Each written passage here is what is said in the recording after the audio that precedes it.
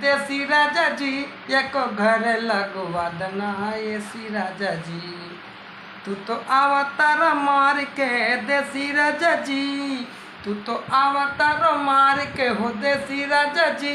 एको घर में लगवा देता एसी राजा जी। पंखा कूलर से गर्मी न जाला, सारा ने काबू हमर ऐसे ही झुराला।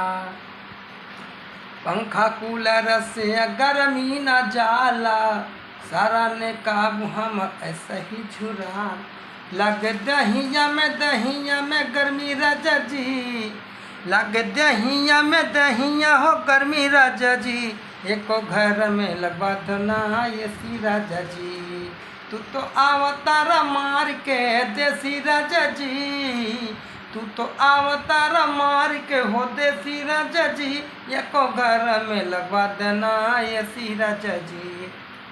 हो हो हो आहा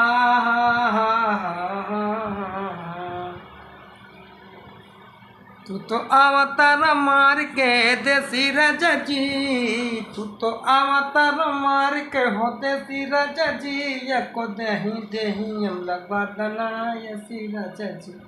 एको घर में लगवा देना एसी राजा जी।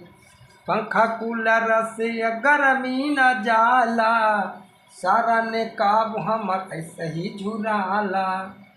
पंखा कूलर से गर्मी न जाला, सारा ने काबू हमर ऐसे ही झुराला। लग दहिया में गर्मी राजा जी, लग दहिया हो गर्मी राजा जी। एको घर में लगवा देना ऐसे राजा जी। एको घर में लगवा दी एसी राजा जी। तू तो अवतार मार के देसी राजा जी, तू तो अवतार मार के हो देसी राजा जी। एको घर में लगवा देना एसी राजा जी। एको घर में लगवा देना एसी राजा जी। तू तो अवतार मार के हो देसी राजा जी, तू तो अवतार मार के हो देसी राजा जी। तू तो घर में लगवा देना एसी राजा जी। पंखा कूलर से गर्मी न जाला, सारा ने काबू हमर ऐसे ही झुराला।